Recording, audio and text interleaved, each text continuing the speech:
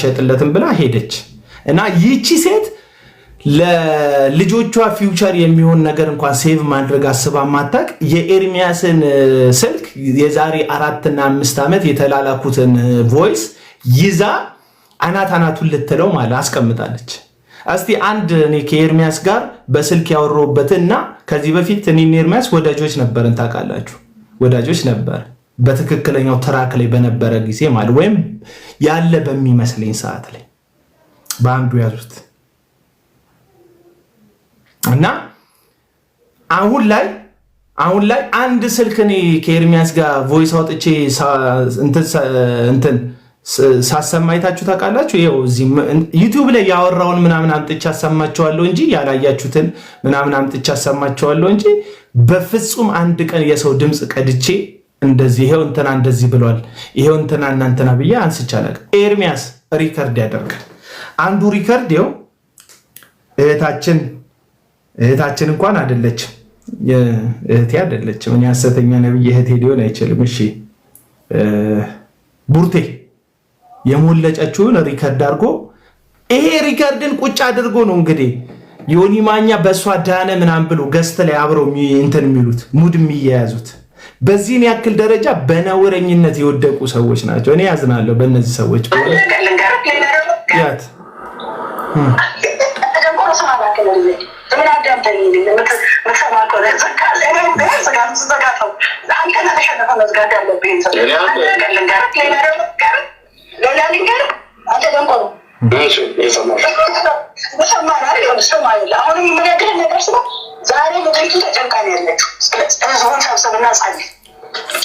አንቺ ለምን አትጸልይም? ሪዝዋን ከምትሸጪ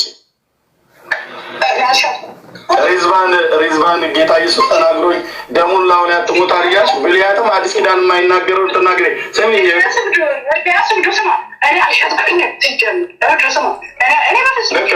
ለክርስቶስ እብድነኝ እውነት ነው። ቪዲዮን አሳይ የምትለኝ ብራዘር ምን ሆነ ነው? አማርኛ ፊልም እኮ አይደለም።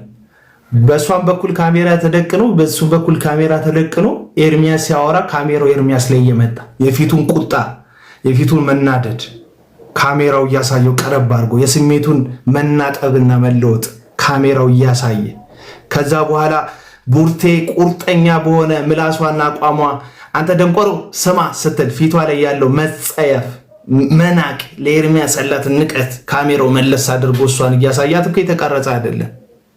ኤርሚያስ እኮ ነው እዚህ እንትን ቲክቶክ ላይ ኤርሚያስ እኮ ነው ቲክቶክ ላይ እያለቀቀ እዚህ እንትን ዩቲዩብ ላይ ነው ያገኘሁት እኔ እና ቪዲዮን አሳይ ስላልከ ነው። ድምፁ ይበቃል ብራዘር፣ እቺንም ያጣፍጥልህ። እቺንም እኔ ያመጣሁልህ ዝም ብለህ ተጠቀም።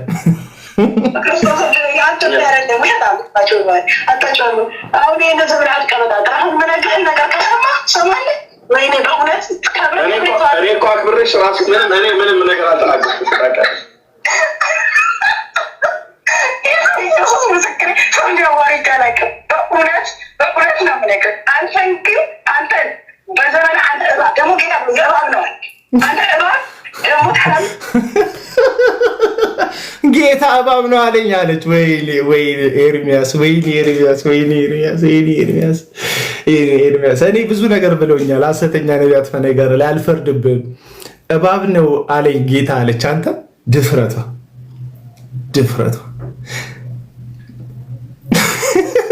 አልናገርም። እሺ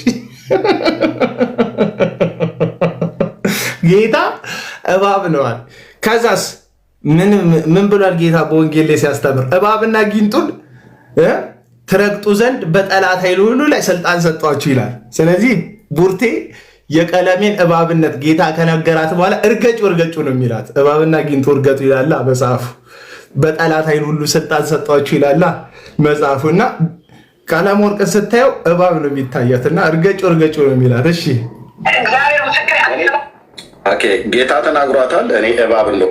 ይሄ የአሁኑ ቀጥሎ ያለው የቀለም ወርቅ ኤክስፕሌን ሲያደርግ ነው ነገሮች ማለት ነው። ልብ በሉ እስቲ ሁላችሁም ኮመንት ላይ ልብ በሉ እስቲ። ልብ ብላችሁ ጻፉ። ልብ በሉ እስቲ። እሺ ይሄ ጌታዋ አንዴ እባብ አንዴ የተቀባ እያለ ይነግራታል ማለት ነው። አሁን ወንድሞችና እህቶቼ ኦኬ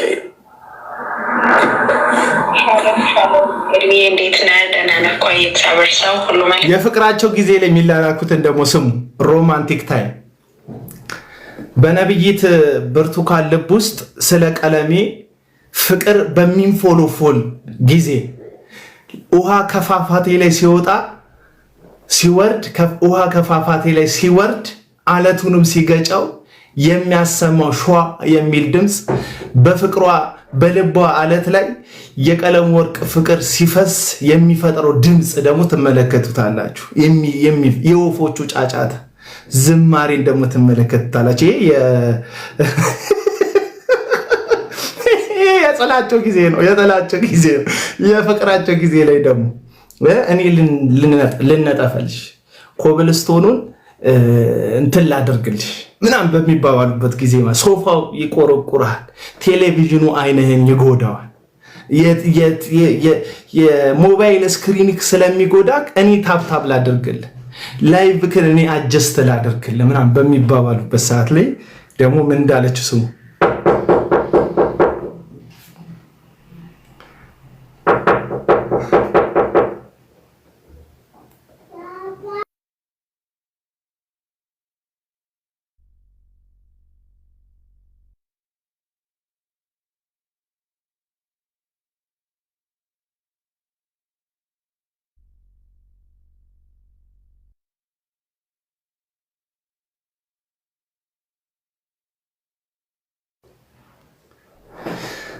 እሺ የፍቅሩን ሰዓት ደግሞ ላሳያቸው።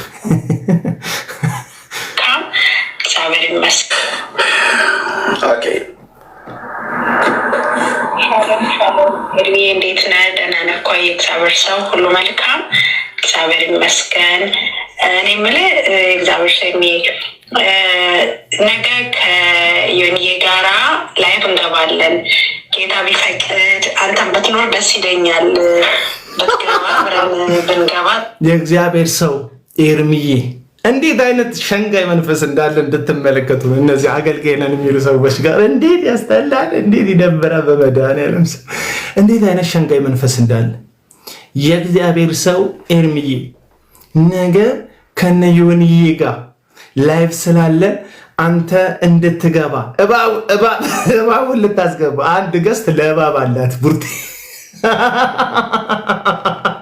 ጌታ እባብ ብሏል ያለችውን ሰው ጌታ እባብ ነው ብሎኛል ያለችውን ሰው አንድ ገስት ለእባብ ተይለት ብሏታል መሰለኝ ጌታ።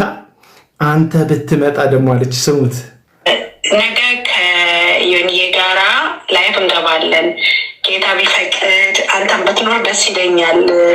ብትገባ አብረን ብንገባ ጥሩ ነው ብዬ አሰብኩ። ዝም ብዬ ማለት በቃ አላውቅም፣ ብቻ ስጸልይ ዝም ብዬ ተንበርክኬ ስጸልይ የማየው ነገር አንተ ከኛ እዛ ሆነህ ነው የማይክና እስኪ ምናልባት ቡርቴ አይታችኋል። ማይታያት ነገር የለም።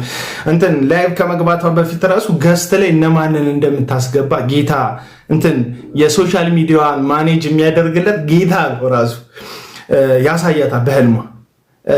እንትን ቶፕ ላይ በትልቁ የምታደርጊው ቀለሜን ነው። ዮኒ ማኛ ደግሞ እዚህ ጋር በትልቁ ደግሞ ይሆናል። ደግሞ እዚህ አጋፋሪዎቹ እነ ሻውልና እነ ሻሞላ ደግሞ እዚህ ጋር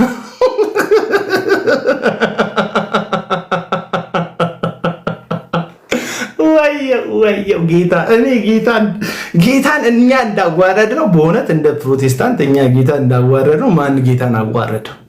ለቀጠነው ለወፈረውም ባላለን ጌታ ቅንል ማለት ነው። እግዚአብሔር ምሕረት ያደርግልን በእውነት። እሱ እኮ የተፈራ የነገስታት ንጉሥ የጌቶች ጌታ እኮ ነው። ስሙ ዝም ተብሎ የሚጠራ እኮ አይደለም። ለስሙ እኮ ክብር እኮ አለው በእውነት። እግዚአብሔር ነውረኝነታችን እንዴት አድርጎ እኮ እንዳፈጠጠ እኮ በእውነት። በኪሩቤል ላይ የሚቀመጥ ማንም ሊደርስበት በማይችል በታላቅ ብርሃን ውስጥ የሚኖር አልፋና ኦሜጋ ማንም ከመኖሩ በፊት ብቻውን ሙሉ መላእክትን ከመፍጠሩ በፊት ዓለማትን ከመፍጠሩ በፊት የሚታየውን የማይታየውን ከመፍጠሩ ከሁሉ በፊት ብቻውን ሙሉ የሆነ ማንም ስለመጣ ያልጨመረ ማንም ቢሄድ የማይቀንስ ሲሶ የሚያክሉ እኮ መላእክቶች ሲሶ ስል ደግሞ ሲስ ገስት እንዳትልክ ማን ሲሶ ገስት እንዳትልክ ሲሶ መላእክት እኮ ወድቀው እኮ ሲወድቁ እኮ እግዚአብሔር ከክብሩ የቀነሰበት ነገር የለም። ጠላት መጣ በቃ ራሳቸውን ጠላት አደረጉ እንጂ እግዚአብሔር ምንም አይቀንስም። አሁን እኔ ለምሳሌ የእግዚአብሔር መሆን ሳስብ እንደው ጌታን ጨምርለት ይሆን አይደለም። ከእግዚአብሔር ፍቅሩን የሚገልጥበት አንዳች ነገር እግዚአብሔር ፍቅሩን የሚያሳይበት ነገር ነው። ሰው ሲፈጥረው ፍቅሩን ሊሰጠው ማንነቱን ክብሩን ሊያሳየው የፈጠረው ክብር ፍጥር ስለሆነ ለፈጠረኝ ዓላማ ለዛ ዓላማ በመሆን ልክ ለሆን ነው እንጂ ወደ ጌታ የሚሄደው እንጂ ጌታዬ ላይ ልጨምርለት አይደለም። እና ጌታ ምን ይላታል? ጌታ አሳይቶኛል። እስቲ ሳክሱን እንስማ። እስቲ እኔ በጣም በቃ የሚመረኝ የምትችል ከሆነ ሊጠፉ እንዳሉ እንደቀረቡት እንስሳ እንደሚባሉት ነገ ዋን ላይ አብረን ብንገባ ጥሩ ነው። አንተም ብትኖር ደስ ይለኛል። ብትገባ አብረን ብንገባ ጥሩ ነው ብዬ አሰብኩ። ዝም ብዬ ማለት በቃ አላውቅም ብቻ ስጸልይ ዝም ብዬ ተንበርክኬ ስጸልይ የማየው ነገር አንተ ከኛ እዛ ሆነህ ነው የማይክና እስኪ ምናልባት የምትችል ከሆነ ነገ ዋን ላይ በእኛ አቆጣጠር ዋን ነው፣ በዮኒ ደግሞ አይ ቲንክ ቴን ላይ መሰለኝ። እስኪ እንትን በልና አመቻችተን አንተን ብትኖር ደስ ይለኛል። አብረን ዝም ብለን ብናበረታታው ለህዝቡም ያው በቃ አየሁት ህዝቡ የሆነ ነገር እንደሚጠብቅ አየሁና እንደው አንተም እንደው መንፈስ ቅዱስ ይነግርሃል። እንግዲህ አንተም የተቀባ ትልቅ የእግዚአብሔር መገለጥ ያለብህ በጣም ታላቅ የእግዚአብሔር ሰው ነህ አውቃለሁ። ሆሊ ስፒሪትም እኔም ነግሮኛል። ስለዚህ እንደው የምለው ነገር የቡርቴ ሆሊ ስፒሪት ከሷ ስሜትና ሀሳብ ጋር ነው የሚሄደው። በነገራችን ላይ የቀለም ወርቅም ሆሊ ስፒሪት ልክ እንደዚህ ሆኖ ቀለም ወርቅ ስትጣሉ ወዳጅ የሆናችሁ ጊዜ ወንጌላዊ ነው ማንም ሙሉ ወንጌል ባትስማማ ቃለ ሕይወት ባይስማማ መሰረተ ክርስቶስ እንደው አምጥታ ይሄ ልጅ ሙሉ ወንጌል ባትለው ወንጌላዊ ነው ባትለው አቤል አቡነ ወንጌላዊ ነው ማንም የፈለገውን ይበል እኔ ወንጌላዊ ነው ይላል። ለውስጡ ስትስማማው ሰላም ስትሆን ኤርሚዬ ወንድማችን ወንድምነት ታላቃችን የኛ አንደኛ በገድል አንደኛ በኑሮ አንደኛ በኒውዚላንድ አንደኛ እዚህ በመሄድ አንደኛ በውፍረት አንደኛ በሁሉ አንደኛ የሆነያችን ምናምን ስትል ማን ነው ኤርሚያችን ምናምን ስትለው ፓፓ ማንም ባይቀበለው ይሄ ልጅ ወንጌላዊ ነው ና ይላል። ኤርሚያስ እዚህ ጋር ተሳስተሃል፣ እዚህ ጋር አረጋጋው፣ እዚህ ጋር ችግር አለበት። ሻላ መንፈስ ነው ያለበት። ጥቁር ጉንዳን ነው ከነከሰ አይለቅ። ይሄ ሰይጣን የሚጋለብበት ወደ ሆነ ነገር ሲመጣ እንደዚህ የወገብ እንትን ስድብ። ትናንትና መንፈስ ቅዱስ ነግሮኛል ወንጌላዊ ነው ያለህን ከዛ ዞር ብሎ ወጋ ወጋ። ልክ ተመሳሳይ ስፒሪት ደግሞ በቡርቴ አለ። ከእሷ ጋር ሰላም የሆንክ ጊዜ ምን ይላል? አንተ ጸዴ ነህ፣ ምርጥ ነህ፣ አንተ የተቀባ የእግዚአብሔር ሰው ነህ። ገስታችን ላይ እንድትመጣ መንፈስ ቅዱስ ይነግራል። የእግዚአብሔርን መንፈስ አስባችሁታል? እንትን ብላችሁ ቁጭ ብላችሁ ቤታችሁ ለሚስታችሁና ለልጆቻችሁ ጊዜ ሰጣችሁ ድንገት ንፋስ በጆሮ ላይ ሽው እንዲል በውስጥ መንፈስ በኩል መንፈሱ መጥቶ ልጄ ሆይ አይፎንክን አንሳው፣ እነሆ ቲክቶክን ክፈተው። በኋላ ሰው ኤርሚዬ ሲል ጠብቀ ገስት ላክ። መምጣትህን ተከትሎ ብዙ ሰው ይቀበልሃል። እንዶ የቲክቶክ ኮይን ይፈስልሃል። ህዝቡም አንተን በኃይል ይቀበልሃል።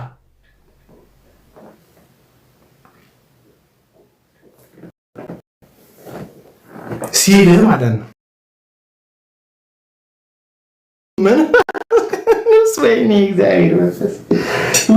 እግዚአብሔር መንፈስ እንደነ ቡርቴ ግን የእግዚአብሔር መንፈስ ላይ ድፍረት የተደፈራል። እንደነ እስራኤል ዳንሳ፣ እንደነ እዩ ጩፋ፣ እንደነ ዮናታን አክሊሉ የእግዚአብሔር መንፈስ ላይ የተዳፈራል።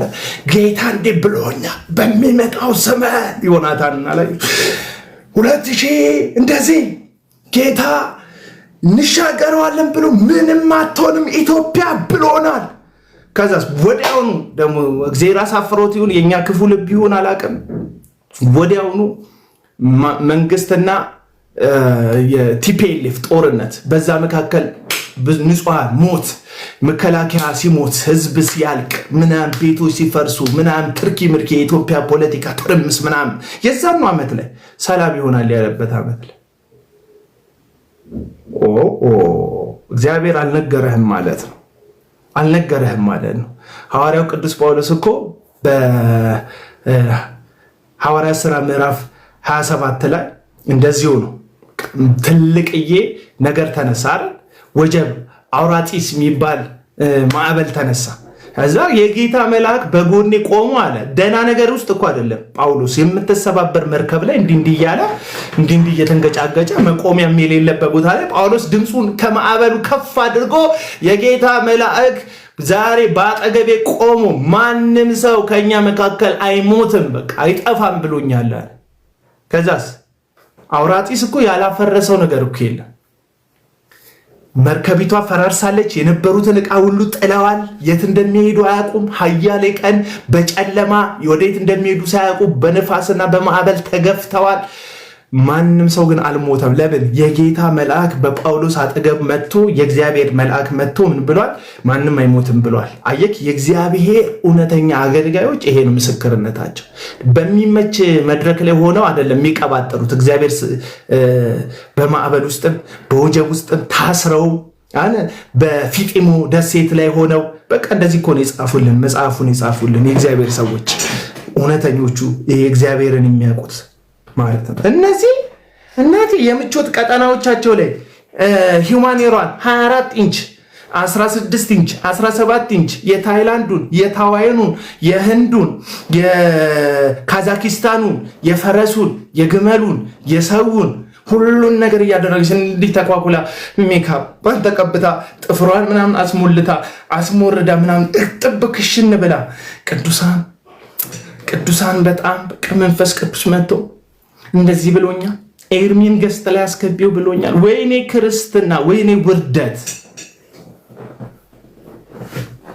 የግመል እንጃ አንዳንዶቹ ከኋላ ቀርተው ስላየዋቸው ምናልባት የግመል ይሆናል ያደረጉት ብዬ አላቅም። የግመል ይኑር አይኖር እንኳን ዝም ብዬ ለጨዋታው ድምቀት እና ምንድነው የምትለው?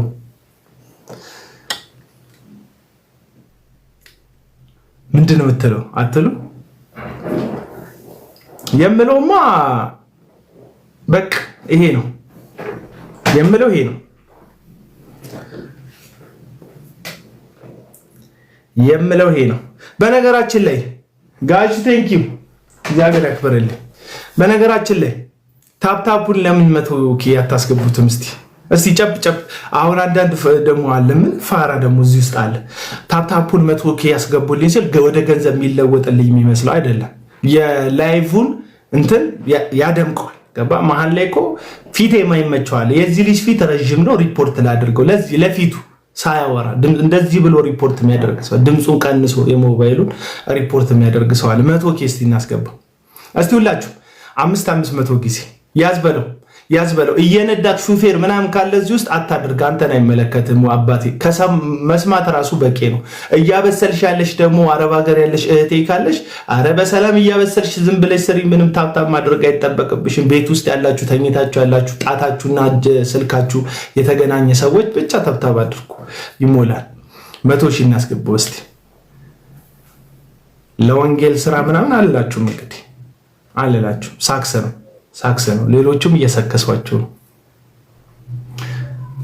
ባለፈው ያልኳችሁ ልጅ እንደታሰረ ሰምቻለሁ። ዝም የምለው በነገራችን ላይ ፍርድ ቤት ጉዳዩ ስለተያዘ የኔን ንግግር ተከትሎ በእስር ቤት እነዛ ፖሊሶች መከራ እንዳይጨምሩበት ብዬ ነው። በቃ ዝም ያልኩት ዝም ስለ የሰማችሁ ሰዎች። ባለፈው እዩ ጩፋ ለህይወቴ ያሰጋኛል ብሎ ቪዲዮ የሰራውለት ልጅ ከታሰረ አሁን አይ ቲንክ ሳምንት ይሞላዋል። 12 ቀን ተቀጥሯል እና ሰበብ ሲፈለግበትም ስለነበረ የፖሊስን መልካም ስም በማጉደፍ በሚል ክስ ተከሷል። አሁን ይሄን ክስ ሲጨርስ መልሰው የስም በማጥፋት ወንጀል ብለው ደግሞ ይከሱታል መልሰው ከሳሾቹ ማለት ቤት መተው ነው የያዙት።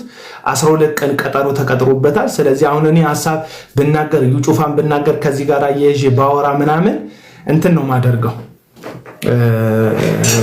ልጁ ላይ መከራ ነው ማበዛበት። ለዛ ነው ጸጥ ያልኩት ስለማላቅ አይደለም። ቪዲዮ በነገራችን ላይ ልኮልኛል፣ ልጁ ቪዲዮ ልኮልኛል።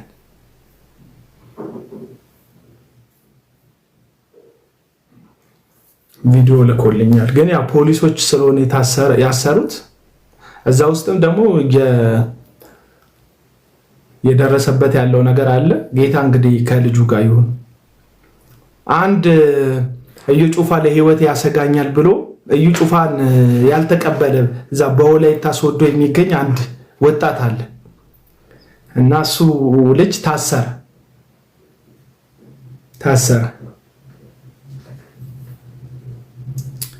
100K ያስገባው ወዳጆች፣ ጠፋችሁ፣ አዘናችሁ፣ እጃችሁን አገጫችሁ ላይ ያደረጋችሁ። ለምን ታሰረ? አሳሰሩት።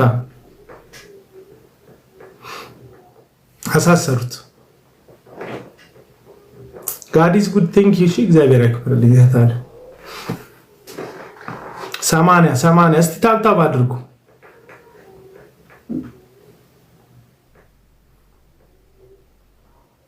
ማን ታሰራ? ቤላ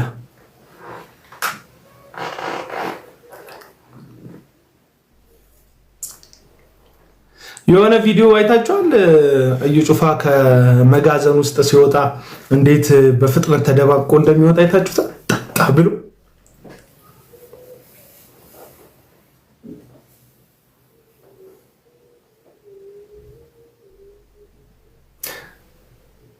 ባለፈው ምንም ነገር ህይወቴ ላይ ከሆነ እዩ ጩፋ ነው ለህይወቴ ያሰጋኛል፣ ጊፍት ልስጥ አሽቃብጥ ይለኛል።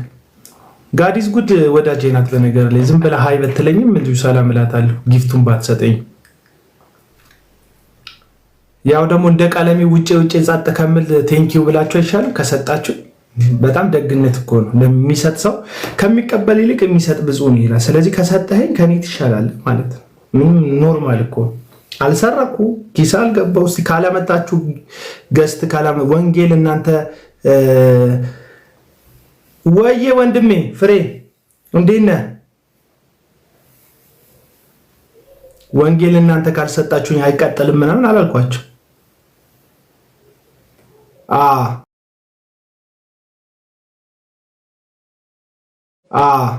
እና ክሱ የተያዘው ያው ባለው ጉዳይ ነው የተያዘው። ልጁ ግን ክሱን ያው ራሳቸው ፖሊሶች ወሰዱትና ምን ብለው ከሰሱት? የፖሊስን ስም በማጥፋት የህግ አካላቶችም እንደዚህ እያደረጉኝ ነው ስላለ ብቻ እሷ ተወስዶ አይ ቲንክ ስም ማጥፋት ወንጀል ስለሆነ የሚለቀቅ ይመስለኛል። ከአንድ ቀጠሮ በኋላ የሚለቀቅ ይመስለኛል። ሲለቀቅ ግን ጠብቀው ያሳስሩታል። አሁን ላይ የተጀመረውን ነገር እንድታውቁት ብዬ ነው። ሌላ ጊዜ ትለቁታላችሁ። ይሄን ሪከርድ የምታደርጉት አትልቀቁት። አሁን ላይ ሐሰተኛ ነቢያትና ግብረ አበሮቻቸው በየሆቴሉ እየተማከሩ ያሉት እኔንና መሰሎቼን ሰዎች በስም ማጥፋት ወንጀል መክሰስ ነው። መክሰስ መብታቸው ነው። ምክንያቱም ኢትዮጵያ ውስጥ ህገ መንግስት አለ፣ ህግ አለ፣ ፍርድ ቤት አለ።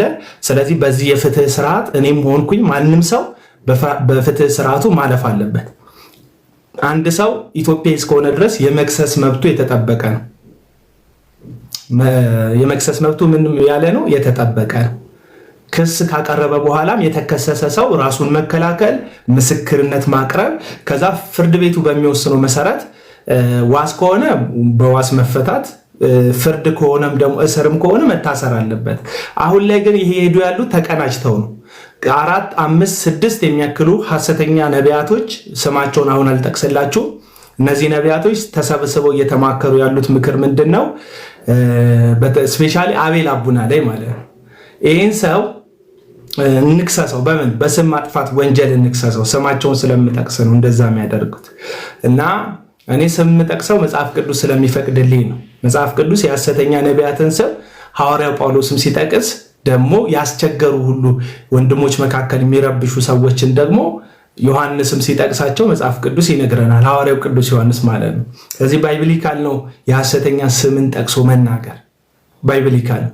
የሚፈሩ ሰዎች፣ የሚንቦቆቦቁ ሰዎች፣ ሪስክ የማይወስዱ ሰዎች የሰው ስም አይጠሩ፣ መብታቸው ነው። እነሱ የገባቸው ገብቷቸው፣ እኔ ደግሞ የገባኝ ይሄ ነው። ስለዚህ በገባኝ ጉዳይ ላይ የሚወሰድብኝን የትኛውም ነገር እቀበላለሁ። ግን ምንድነው ሐሳባቸው መሰላችሁ? ይከሷቸዋል። ከዛ ትከሰሳለህ። አንዱን ክስ በ5,000 ይሁን በ10,000 ይሁን ዋስትና ትወጣለህ። ስም ማጥፋት ወንጀል በቃ ሄደ በዋስትና የምትለቀቅበት ክስ ነው። ትለቀቃለህ። ከዛ በዋስትና ከተለቀቅ በኋላ በር ላይ ጠብቀውክ እነዚህ የሚይዙክ መርማሪዎች ምናምን ከነሱ ጋር ኮኔክት ያላቸው ናቸው አብዛኞቹ። ያው ታውቃላችሁ በመንግስት ውስጥ መንግስት ደሞዝ እየከፈላቸው መንግስት ላልቀጠራቸው ዓላማ ለግል ፍላጎታቸው የሚገዙ የህግ አካላት አሉ። እንደዚህ አይነት የህግ አካላቶች አሉ። የፍትህ ስርዓቱን ያዛባሉ። እንደውም በጣም ብዙ ችግር ያለው ብሏል ጠቅላይ ሚኒስትር ዶክተር አብይ ማለት ነው። ከዚህ በፊት በጣም ትልቅ ችግር ያለው በጣም ትልቅ ኮራፕሽንም ያለው እዚህ የአቃቢ ህግ መካከል ነው ብሎ ተናግሯል። ችግር የለው የአቃቢ ህግ መካከል ነው ብሎ ተናግሯል። ስለዚህ እነዚህ የህግ አካላቶች አንዳንዶቹ ለህሊናቸው ያደሩ ለእውነት የሚኖሩ ሰዎች አሉ። እዛ ውስጥ ደግሞ ህሊናቸውን የሚሸጡ ሰዎች በመካከል አይጠፉም እና ትከሰሳላችሁ። ተከሳችሁ ተፈርዶባችሁ 10,000 ከፍላችሁ 15,000 ከፍላችሁ 5,000 ከፍላችሁ ትወጣላችሁ። ከዛ እንደወጣችሁ ምን ትደረጋላችሁ? ሌላኛው ነብይ ደግሞ ከእንደገና ከሰሳችሁ ተብላችሁ ተመልሳችሁ ትታሰራላችሁ። በዛኛው 12 ቀን ያስቀጠሩባችኋል። ፍርድ ቤቱ 12 ቀን ምናምን መጣሪያ መረጃ እስክንሰበስብ 12 ቀን ይቀጠር ምናምን ይባላል። ከዛ በኋላ ተፈታችሁ እንደወጣችሁ በሌላ ክስ ደግሞ ትገቡና ሌላ 12 ቀን እንዲሰጣችሁ ያደርጋሉ። ስንት ቀን ታሰራችሁ ማለት ነው? 24 ቀን ማለት ነው በሁለት ክስ። በዚህም ክስ ነፃ ስትወጡ በሁለተኛው ቀጠሮ በሶስተኛው ደግሞ ሌላ መጥቶ ይከሳቸዋል። ሌላው ወይ 15 ቀን ወይ 12 ቀን እንደዚሁ ያስቀጠርባቸዋል። እያለ አምስቱም ሲከሷችሁ ወይም ስድስቱ ሲከሷችሁ ለወራት ምናምን ትታሰራላችሁ ማለት ነው። ከዛ ምንድነው ለወራት መታሰራችሁን ተከትሎ ሚዲያ ላይ የሐሰት ምስክሮች ይዘምቱባቸዋል። ፎቶአችሁ እየተደረገ ድሮም እሱ የእግዚአብሔር ሰዎች ላይ ጦር ምላሱን ጀርባቸው ላይ ሰክቶ ድሮም እሱ የተቀቡ ሰዎችን ቤተሰቦቻቸውን በጥብጦ ኑሯቸውን አተራምሶ እግዚአብሔር ዘመን አምጥቶ ይሄው ዘብጥ እያከተተው አዋረደው ምናምን። እግዚአብሔር አይደለም ያዋረደው ብራዛ። እነዛ ፈሪ በእግዚአብሔር ስም የሚነግዱ ሐሰተኛ ነቢያቶች ናቸው የከሰሱት። እግዚአብሔር አልከሰሰው እንድታውቁት ብዬ። እግዚአብሔር አይደለም የከሰሰው። የእግዚአብሔር ሰዎች ስላልሆኑ በቻሉት መጠን አፍ ማዘጋት ኑሯቸውን ሐሰታቸውን ለመቀጠል አቡናንና ቢጤዎቹን አፍ ማዘጋት አስፈላጊ ስለሆነ፣ ምክንያቱም አውሮፓ ሀገር ብዙ ሰው ይሰማናል፣ አሜሪካ ብዙ ሰው ይሰማናል፣ አረብ ሀገራት ብዙ እህቶች ነቅተዋል፣ ገቢያቸው ቀንሷል። ድሮ ከኤርትራውያን ከኢትዮጵያውያን የሚያገኙት በገፍ የሚላክ የዶላርና የፓውንድ መጠን ቀንሷል። ኦልሞስት ወደ መዘጋት መጥተዋል። አንዳንዶቹ ውጭ ሀገር እንኳን ሄደው እዚህ ቸርች አትሰብኩም ተብለው ተባረዋል። ደቡብ አፍሪካ እንኳን ቅርብ ጊዜ የሄዱ ሐሰተኛ ነቢያት አታገለግሉም አይቻልም ተብለዋል። ስለዚህ ይሄንን ጉዳይ ከፈጠሩ በጣም ብዙ ቲክቶክ ላይ ብቻ ሳይሆን ፌስቡክ ላይም የሚጽፉ በጣም በራቸው የሰላ ደግሞ ዩቲዩብ ላይ ያሉ በጣም አንደበታቸው የተገራ በጣም ብዙ ሰዎች አሉ። ከነዛ መካከል አንዱ ምናልባት ትንሹም ሊሆን ይችላል፣ እኔ ትንሽ ድርሻውን የሚወስድ ሊሆን ይችላል። በጠቅላላ ግን እነዚህን ሰዎች ማስወጣት ነው። አንዳንዶቹን አስደብድበዋል። በአደባባይም የመቷቸው ሰዎች አሉ። ቅርብ ጊዜ ታዱሻ የተባለን ግለሰብ ዮናታን አክሊሉ በህግ አካል በተባሉ ሰዎች አስይዞ ደብድቦታል፣ አድርጎታል። ታዱሻ ምስክር ነው። ራሱ ታዱሻ በገዛ አንደበቱ የተናገረው ቦክስ ነው የምላችሁ። ማን ታዱሻ ተደብድቧል። ታዱሻ ታስሯል። ታዱሻ አስፈራርተውታል። ቤቱ ድረስ ሄዱ።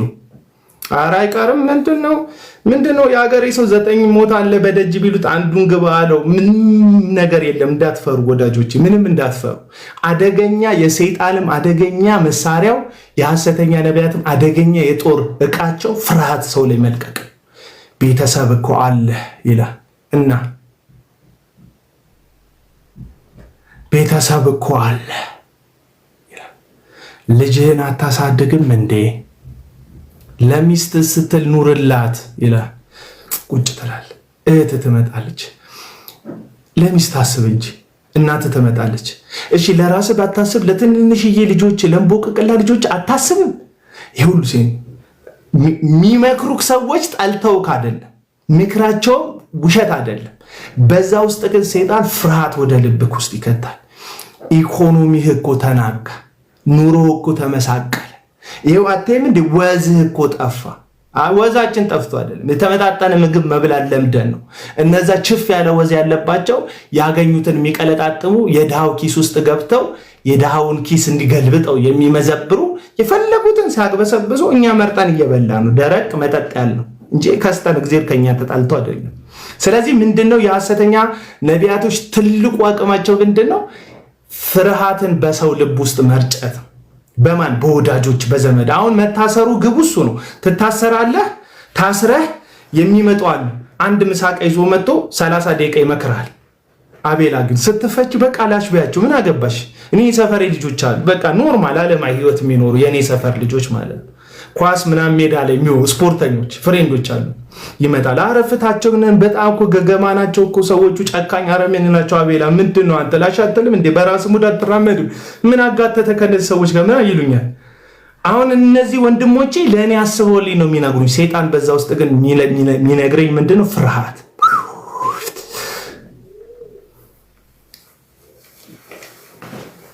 የመጀመሪያው ነገር የእግዚአብሔር ፍቅር፣ እውነተኛ የእግዚአብሔር ፍቅር ውስጥን ሲነካው ፍርሃትህ ከውስጥ ይወጣል። በነገራችሁ ላይ በጣም ፈሪዎች ነበሩ አይደል? ሐዋርያት እኮ ፈሪዎች ነበሩ አይደል? እነዛ እንደ ጌታዬ አልሰቀልም ተዘግዝቄ ልሰቀልም ተብሎ በቤተ ክርስቲያን ታሪክ የተነገረለት ጴጥሮስ 3 ጊዜ ገረድ ፊት ሁሉ ክዶታል። ፍርሃት ነበረበት። የትንሣኤው ምስክር ከሆነ በኋላ መንፈስ ቅዱስ በኃይል በላዩ ላይ ከመጣ በኋላ ፍርሃትን አውጥቶ ነው የጣለው። እውነተኛ ክርስቲያን ስትሆን ፍርሃት ከውስጥ መጥፋት አለበት። እኔ በጣም ደስ ይለኝ። ሰይፍ ይመጣል፣ ነገ ስለት ይመጣል፣ ጌታን ካድ ትባላለህ። በቃ ሰይጣን የመጨረሻ የሚያቀርብልህ ኦፈር ግድያ ነው፣ ዛቻ ነው። ስለዚህ አንፈራችሁ። አዎ ኮኔክሽን አላችሁ፣ ግን አንፈራችሁ። በጣም ቁልፍ ቦታ ያሉ ሰዎች ታውቃላችሁ፣ ግን አንፈራችሁ። ገንዘብ አላችሁ፣ ጠበቃ መቅጠር፣ የሐሰት ምስክር ሁላ ማቆም ትችላላችሁ፣ ግን አንፈራችሁ። የሶሻል ሚዲያ ሰራዊት አላችሁ፣ ስም ሊያጠፉላችሁ የእናንተን ስም ከፍ እያደረጉ እውነትን የሚናገሩ ሰዎችን በማሸማቀቅ እናንተን የማጉላት ስራ የሚሰሩ የሚዲያ ሰራዊት አላችሁ፣ ግን አንፈራችሁ። ገንዘብ አላችሁ፣ ግን አንፈራችሁ። አዳራሽ ሙሉ ህዝብ አላችሁ፣ ግን አንፈራችሁ።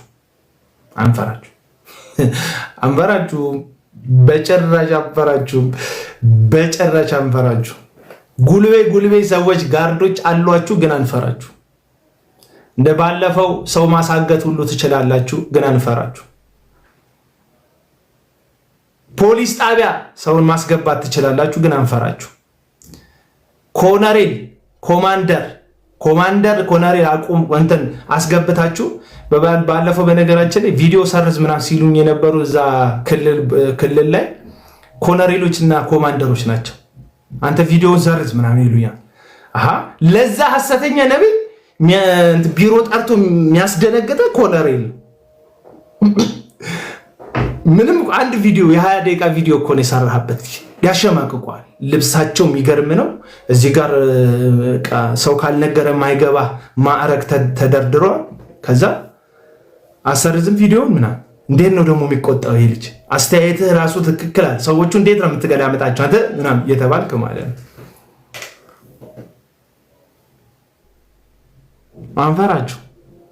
አንፈራችሁ። ለህግ እንገዛለን።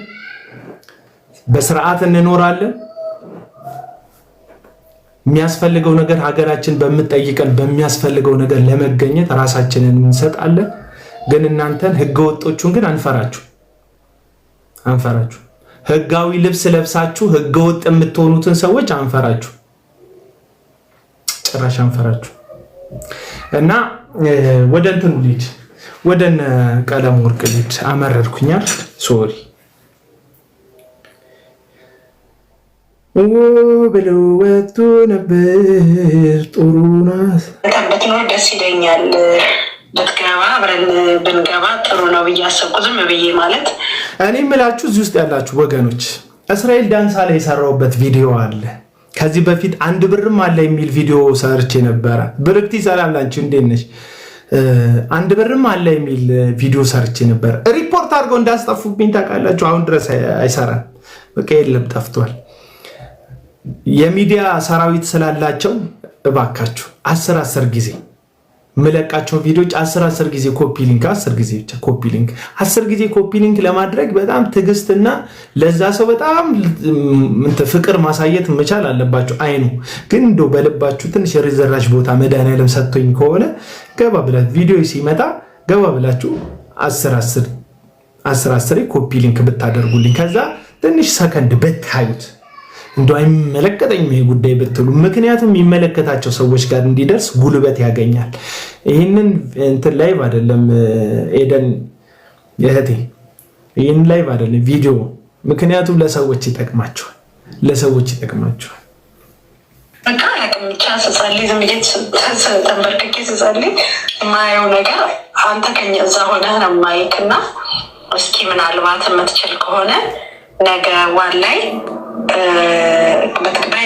በእኛ አቆጣጠር ዋናው በዮኒ ደግሞ አይ ቲንክ 10 ላይ መሰለኝ እና ቡርቴ እንደሰማችኋት በእኛ አቆጣጠር ዋናው በዮኒ ደግሞ 10 መሰለኝ። በአንተ ደግሞ አይ ቲንክ እንትን ላይ ነው። ሰዓታችሁ እንደዚህ ዝብርቅርቅ እንዳለ በፀሐይ ምክንያት ባላችሁበት ሀገር ርቀት ምክንያት ህይወታችሁም እንዲሁ ምንድን ነው ምስቅልቅል ያለ ነው። ንግግራችሁ ምስቅልቅል ያለ ነው። መግባባት ማትችሉ ናችሁ። የጠላት ወዳጄ የሚል ዘመቻ ነው የምትዘምቱት። አለቀ በቃ። እዚህ ሚዲያ ላይ እኔ አቋም ያለው ሰው አይቻላቅም። በእውነቱ ከሆነ ብዙ አቋም ያለው ሰው አይቻላቅም።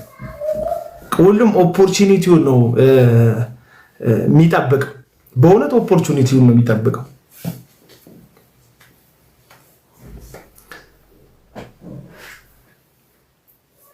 በጣም በቃ የራሱን አድቫንቴጅ ለመያዝ ነው ሁሉም ሰው ተፍ የሚለው።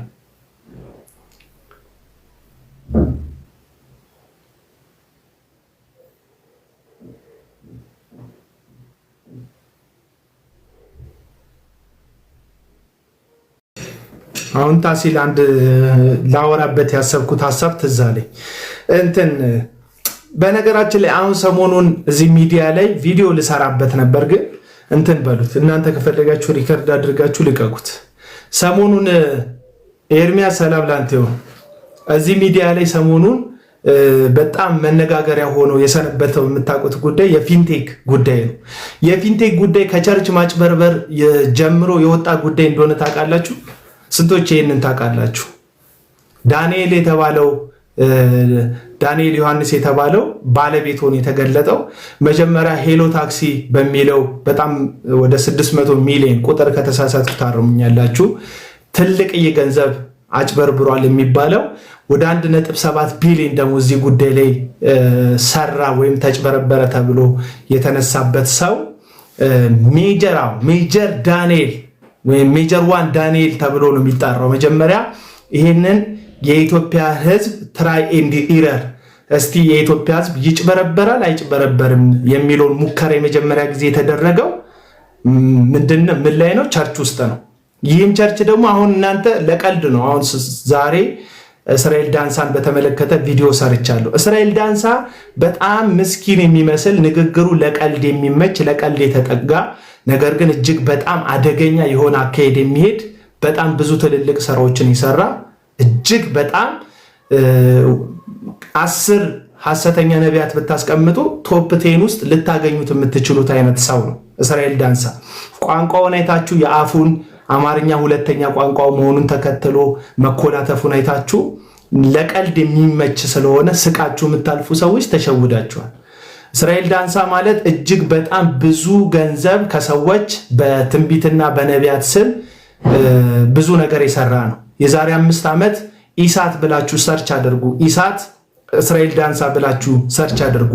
የዛሬ 5 ዓመት 2 ክፍል የተሰራለት እስራኤል ዳንሳ ፕሮግራም ተሰርቷል እና በጣም ብዙ ነገር ነው እስራኤል ዳንሳ ያደረገው። ብዙ ሰዎች ለመሞታቸው ተጠያቂ መሆን የሚችል የተነገረበት ነገር አለ። የብዙ ሰዎች ትዳር ፈርሷል፣ ብዙ ህይወት ተበጥብጧል ማለት ነው።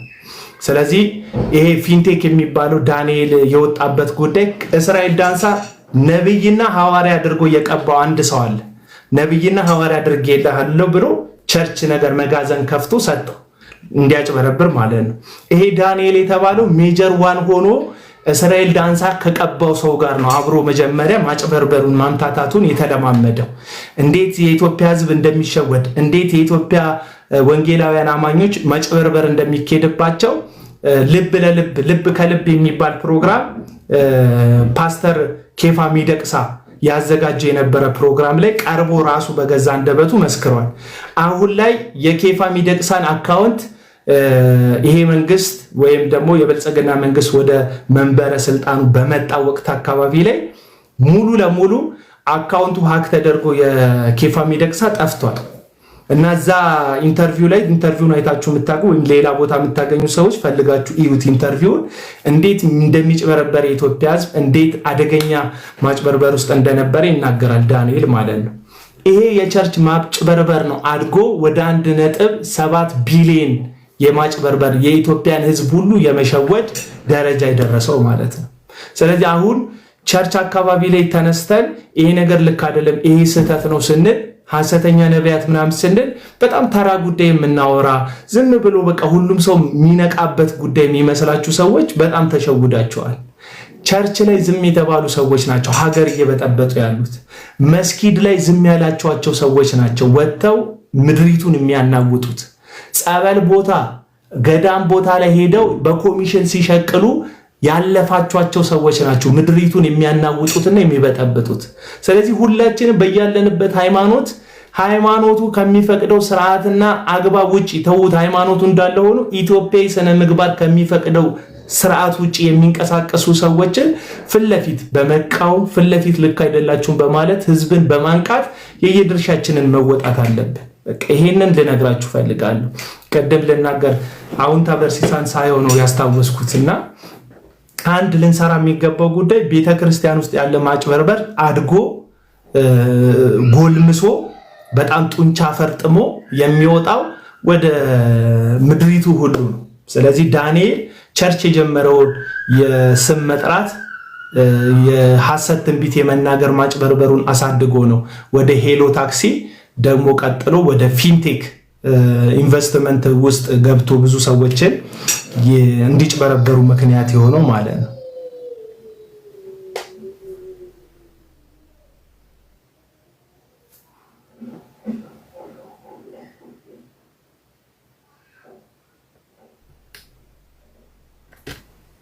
ጥላው ወንጌል መስማት ለአንተ ብርቅ ሳይሆንብህ አይቀርም፣ ምክንያቱም አፍህ ወንጌል ረስቶ ሐሜት ለምዷል ይላል። በቃ አሁን ለአንተ በቃ እዚህ ውስጥ ያሉት ኦርቶዶክሳውያን ክርስቶስ ሰምራ ገድል ላይ እንደዚህ ሆናችሁ እንደዛ ሆናችሁ፣ ከዛ ሰው ማናደድ፣ ከዛ ሃይማኖት መሳደብ፣ ከዛ በዛ ጥላቻ ውስጥ ደግሞ በቃ አንተ ጀግና ነህ የሚል የሃይማኖት ጥላቻ ያለበት ሰው ማትረፍ፣ ከዛ ማጭበርበር። ይህም ሃይማኖት ውስጥም እኮ ማጭበርበር ነው ያለው። ከዛ ትመጣል። ከዛ ወገቤን አሞኛል፣ ስፓይናል ኮርዴ ተጣሟል፣ ቅዱሳን አዋጡልኝ ብለህ 117,000 ብር በፔፓል ታሰበስባል። ኤርሚያስ እንዳደረገው ወንጌል ምናምን ብለህ ማለት ነው። ከዛስ በዜል በፔፓል ምናምን ደግሞ የተሰበሰቡ ስፍር ቁጥር አገር ውስጥም ያሉ ሰዎች በረከቱ ይደርባቸው ብለህ በወንድምህ አካውንት አገር ውስጥም ብር ትሰበስባለህ። ኢን ሚሊየንስ ከ28 የኢትዮጵያ 28 ሚሊዮን ብር አካባቢ ኤርሚያስ በበሽታ አሳቦ ገንዘብ ተቀብሏል። ቆየት ብሎ ጣሬ ያፈሰሰ ቅዱሳን ቤቴን አስገንቡልኝ። ቀጥሎ ስልኬ ጋለ ስልክ ግዙልኝ። ሃይማኖት ውስጥም ማጭበርበር ነው ያለው ወዳጆች። አለቀ በቃ አለቀ። እግዚአብሔርን ትወደዋለህ በጽድቅ እውነትን መጽሐፍ ቅዱስ ስለ ክርስትና ሲናገር እግዚአብሔርን በንጹህ ልብ ከሚፈልጉት ጋር ህብረት አድርግ ይላል። በንጹህ ልብ፣ በጥቅም ልብ አይደለም፣ በዘረፋ ልብ አይደለም፣ በተንኮል ልብ አይደለም። እግዚአብሔርን በንጹህ ልብ ከሚፈልጉት ጋር እንትን ብል። ዮኒ ማኛ ሰላም አለ፣ ሰላም ብሏል። አንድ ሰውዬ ዮኒ ማኛ ወንጌል ገባኝ ተለወጥኩ ያለ ጊዜ አሳደድከው፣ ተናገርከው። ከዛ በኋላ ወንጌሉን ተው ያልክ ጊዜ ሰዎች ሲናገሩት ለምን ትናገሩታላችሁ አልክ ብሎ ከሶኛል። አንድ ጠቆር ያለ ሰውዬ ስሙን አላውቀውም፣ ይቅርታ አድርጉልኝ። እና ዮኒ ማኛ ወንጌልን ተቀበልኩ ሲል እያስመሰለ እንደሆነ አውቃለሁ። ይሄ ፕሮቴስታንት ሲሆን እያስመሰለ ነው። ኦልሬዲ እዛ የሶሻል ሚዲያ ተቀባይነቱ ዜሮ ገብቷል። በጣም ሰዎች አይሰሙትም። ላይቭ ላይ ሰዎች መገኘት አቁመዋል። ምናምን ሰዎች እሱን ማየት ራሱ በጣም የሰቀጠጣቸው ጊዜ ላይ ትኩረት የሚያገኘው ጴንጤ ሆንኩ ሲል፣ ጴንጤ ሆንኩ ብቻ አይደለም ኦርቶዶክሳውያንን ዘግዝቆ ሲሰድባቸውን ትኩረት የሚያገኝ አለቀ። ኦርቶዶክሳውያንን ዘግዝቆ ሰደባቸው። ፓትርያርክ አልቀረው፣ ጳጳስ አልቀረው፣ ቅዱሳን አልቀሩት፣ ማርያም አልቀረችው፣ ገብርኤል አልቀረው፣ ሁሉንም አጥረገረገ፣ ሰደበ። ኦርቶዶክሳውያን ቂም ቋጠሩ፣ ተናደዱ። በዚህ በኩል ያሉ ወንጌል ሰባኪዎች ይሄ ልጅ በቅርብ ጊዜ መጥቶ በዚህን ያክል መጠን ወንጌል ሰራ ብለው ደገፉት። የዛን ጊዜ ልክ ስላልነበረ እንተናገርኩት። ልክ አይደለህም አልኩት። የዛን ጊዜ ልክ አልነበረም ዮኒ ማኛ።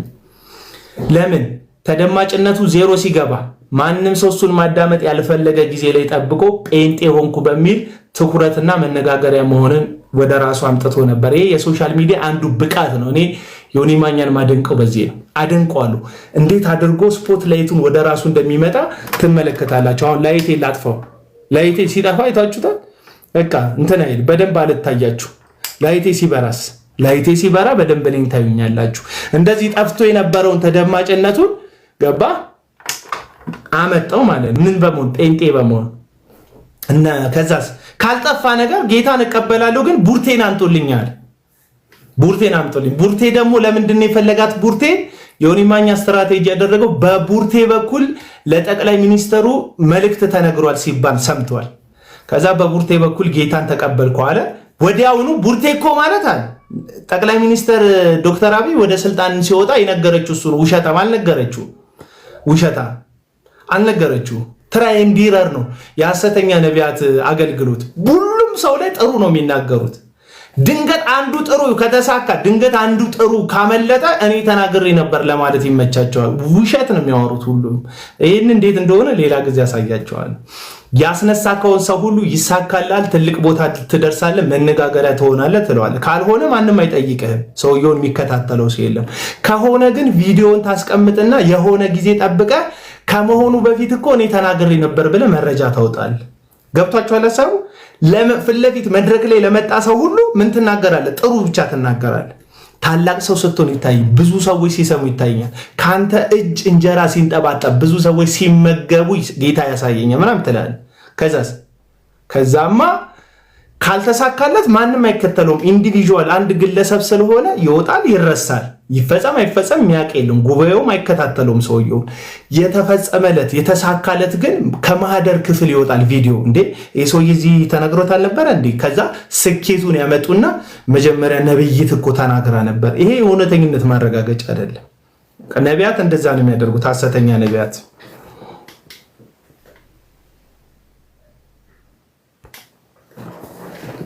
ሐሰተኛ ነቢያት እንደዛ ነው የሚያደርጉት።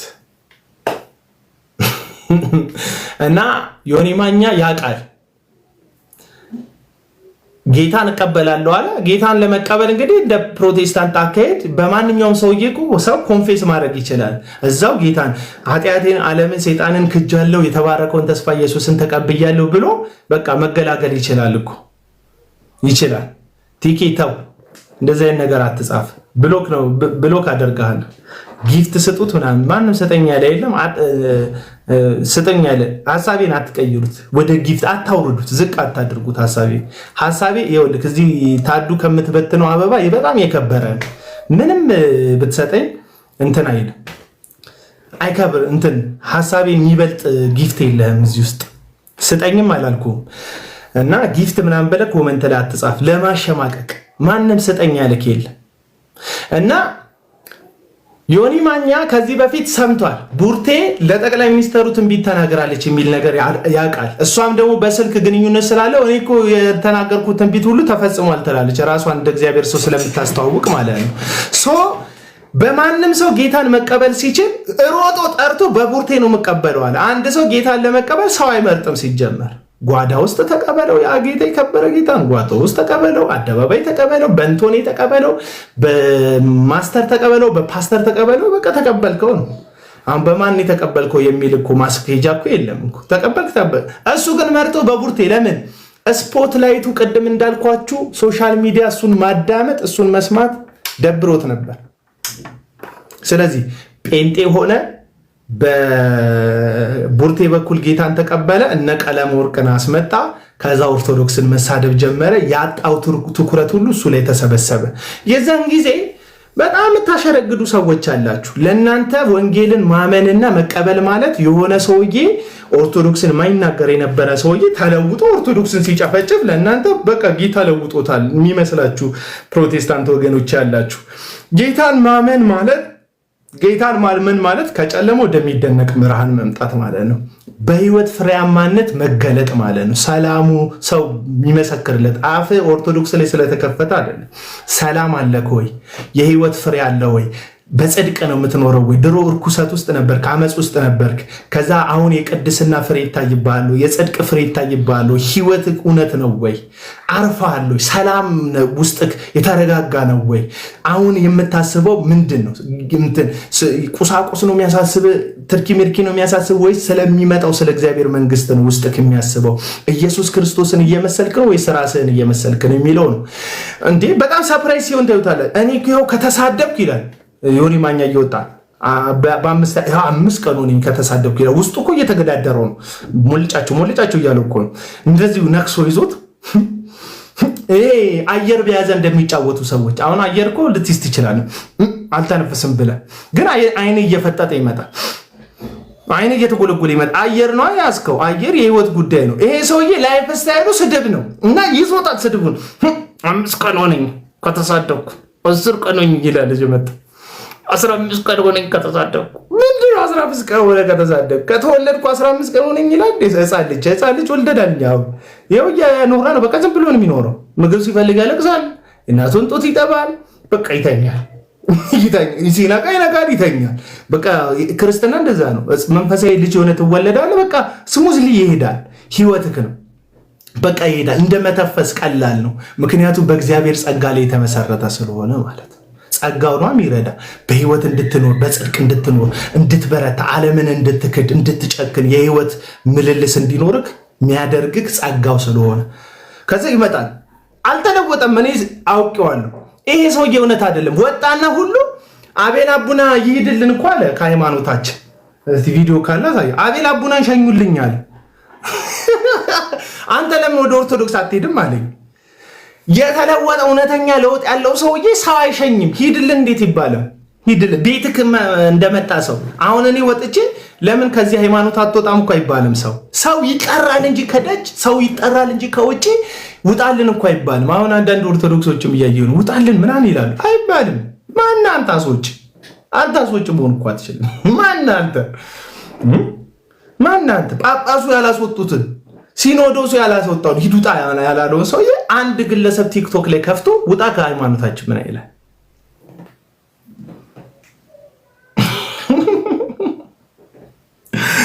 ካላ አሳያቸዋለሁ ቅርብ ቦታ ካገኘሁት ቪዲዮን እና ከዛ በቃ አልቻለም። የእውነት እንዳልተለወጠ አውቃለሁ በጊዜው። ከዛማ እነንቶኔ የውሸት ኦርቶዶክስን እየተሳደበ የውሸትም እያስመሰለ ቢኖር ችግር የለባቸውም። ወንጌል በአናቱ ይዘግዘግ ምናምን ሲል ጸጥ አሉ። አንተ ገና ልጅ ነህ። ገና ስንት ወርክ ነው እኮ ገና ብዙ ልታጠፋ ትችላለህ። እኔ በፍቅር ልብ ነው ይቅር እምልህ አሉ። እነዛ በፍቅር ልብ ነው ይቅር የምንልህ ያሉት እነ ኤርሚያስ እነ ቀለም ወርቅ የተንፈሱ ራሳቸውን ሲነካቸው ግን አልቻሉም። አዞራቸው። ሲሰድባቸው ለክብራቸው አልቻሉም፣ ለኑሯቸው አልቻሉም፣ ለህይወታቸው አልቻሉም። የራሳቸው ኢጎ አልተቋቋም። ወንጌል ባናቱ ሲዘቀዘቅ ችግር የለባቸው እነሱ ወንጌል ባናቱ ሲዘቀዘቅ ችግር የለባቸው። ራሳቸውን ሲነካቸው ክብራቸውን ሲነካቸው፣ ምክንያቱም ወንጌል ከክብራቸው ያነሰ ነው። ለነሱ ከክብራቸው ያነሰ ስለሆነ እነሱ ሲነኩ ጥፍራቸውን ያወጣሉ፣ ፋይል ያወጣሉ። ማትረባ የተጠመክበት ሳይደርቅ ምናምን ይላሉ። ያው እንድታውቁት ብዬ እውነቷ ይደበራቸዋል። በእርግጥ ወንጌል በአናቱ ይተከል። የምን ወንጌል ነው የምታወራው? ክብር ይበልጣል። ወንጌል ያለ ወንጌል አይደል እንዴ? ስለያዝኩኝ ማንም እየመጣ የሚጨፍርብኝ ቃቀናችሁ ብሎ ወንጌል ምን አባት መብራት ጠፋ። በክብር ያልደራደርም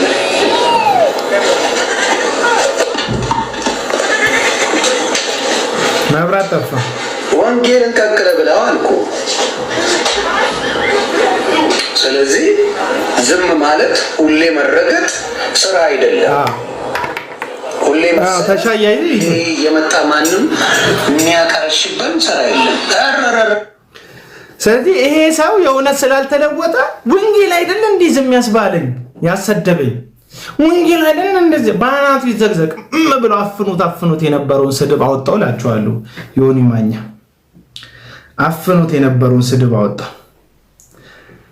ወንጌል ሲሰድብ እነ ቀለመወርቅ ምን አሉት? ቪዲዮን ሳይሆን ሰዎች ፖስተውት አዲስ ቪዲዮ እንደሆነ ተረዳው እና ወዲያው ሰማሁትኝና ከወንድሞች ጋር አብረን አየነው ከነ ዳጊ ጋር እና ዳጊ ማለት ነው ዳጊ ሰማኑና ያው በያው ጌታ ፊት የሚያገር ማለት ነው። አይ ዮኒን በቃ የሆነ ሰው አስከፍቶታል፣ የሆነ ቃል ተናግረውታል። ስለዚህ ምን ማድረግ ያለብን እንደውለታለን በውስጥ የሚየን ብለን ያው የአብርሃም አምላክ ምስክር ነው። አቃለው ባትለኝም ኤርሚሻ ቀድም እኮ ተናገርኩ። የሚገርም ይቅርታ ስላቋረጥኩ አቤል አቡና በእኔ ላይ ይሰራል፣ ወንድሞቼ ግን አያደርጉትም ብያለሁ። ዮኒ አቤል አቡና ያረጋል። ወንድሞቼ ግን ስለሚያውቁኝ ለጌታ ያለኝን ነገር ስለሚያውቁ ወንድሞቼ እንደማያደርጉት አውቃለሁ። ዮኒ በጌታ ስም ግን እኔም ወንድሞችም በቅንነት የእግዚአብሔርን ወንጌል የምናገለግል ሰዎች አስቀድመን ይቅርታ እንጠይቃለን። ኦኬ የተናገርከው ወላ ይቅርታ ሁሉ ጠየቀው። በጌታ ፍቅር እኔና ወንድሞቼ አስቀድመን ይቅርታ እንጠይቃለን። ምን ስላልክ ወንጌል ባናቱ ይዘግዘቅ ስላለ ቀለመወርቅ ገብቶ ይቅርታ ጠየቀው። ማን ዮኒ ማኛ ወይኔ ትህትና ዮሐንስ ራሱ በጌታ ፊት እንደዚህ አይነት ትህትና አላሳየም እኮ። ኤርሚያስ በቀለመወርቅ ተንፍሱ በዮኒ ማኛ እግር ስር ያሳየውን ትህትና መጥምቁ ዮሐንስ ራሱ አላሳየም እኮ። እንደዚህ ያለ ታላቅ ትህትና ምን ስላደረገ? ጌታ ስላከበረ አይደለም። ወንጌል ባናቱ ይዘግዘቅ በማለት ይቅርታ አለው። ኦኬ የተናገርከው ነገር ትክክል እንኳን ባይሆንም ግን ይቅርታ የምጠይቀው ስለ ጌታ ያንን ጌታ ነው ይቅርታ የምጠይቀው። ሁለተኛ እግዚአብሔርን እዙ ደግሞ አንተ አሁን ይቅርታ ጠይቃለህ። አዎ ልክ ነው። ስለዚህ ሰው በብዙ ነገር ውስጥ ያልፋል። ብዙ ነገር እንድንናገር ሰዎች አድርገውን እኮ ያውቃሉ። እና እንግዲህ ሆም ብለህ ኢየሱስን እንደምትወደው ጌታ ኢየሱስን እንደምትወደው አውቃለሁ። እንኳን አይደለም አሁን ወደ ጌታ መጣ አይደለም በዓለም ውስጥ እንኳን ሳለ ስለ እግዚአብሔር ልጅ የምትናገረው ንግግር እኔ አይቻለሁ፣ ተረድቻለሁኝ። እና እንግዲህ ምናልባት ቸኩለው አሁን ከጠራኸው ግለሰብ ውጭ እሱን አይመለከተኝም። የጠራኸው ግለሰብ የሚለው እኔ ነው። የኔን ስም ነገራችን ላይ መጥራት አይችልም። ማን ነው? ቀለመወርቅ የኔን ስም መጥራት አይችልም። እኛን አይመለከተም። ስለሱ አይደለም እንትን ብለህ ሌሎች ግን ሳያውቁ ምናልባት ቸኩለው ምናልባት የተናገርከው ነገር ኢሞሽናል አድርጓቸው አይ ወንጌል ለምን ይነካል በዚህ ያህል ልክ ምናምን ነገር ብለው ተናግረው ከሆነ በእነሱ ምክንያት ልብ ካዘነ ይሁን ይቅርታኒ ምንም አልሰማሁም። እንወድሃለን ህሊና ያለኝ ሰው ነኝ። ግን ሮጦ እንወድሃለን ከዛስ በግል ስለሆነ በተናገረው ትናንትና እኔና እንዳልክንም ብቻ አይደለም የተናገረው የወንጌል አማኝ። ከዛስ ካም በኋላ እኔም እንትን የሚያሽቃብጥ ማህበረሰብ ብዙም አይመችኝ። ሰው ካሽቃበጠ አይመችኝ። ምንም ነገር ላይ ማሽቃበጥ ሰው የለበትም ብዬ ነው ማምነው። እንደው ቀለሜ የገድላት ጌታ የገድላት ንጉስ እንደው ምናምን ብሎ በጣም ሲነጣጠፉ ሳይ አልተመቹኝም። እስፔሻሊ ዴቭ፣ እኔ ዴቭን በጣም ነው የምወደው ማከብረው። ጥሩም ልብ ያለ ይመስለኛል፣ ግን ወደማይሆን እልህኝነት ውስጥ ገባ። ድምፁ ራሱ እስኪለወጥ ድረስ ያ ግርማ ሞገስ ያለው ድምፅ እስኪል ድረስ ተለወጠ። አይመቸኝም። እኔ በአቋሜ ነው መጽናት ያለብህ። እንደው ከወንጌላውያን ጋር የጌታ እራትን ስጋና ደም ከምንቆርስ ምናምን ከኦርቶዶክሳውያን ጋር ነው የሚቀልን ካልክ በኋላ ከዛ ትንሽ ነካ ስትደረግ ባልተዘጋጀህበት አቅጣጫ አይ ቀለም ይምጣ ከእሱ ጋር ነው የጌታ እራቱን ወስደው የምትል ከሆነ በቃ ችግር አለብህ። ጌታን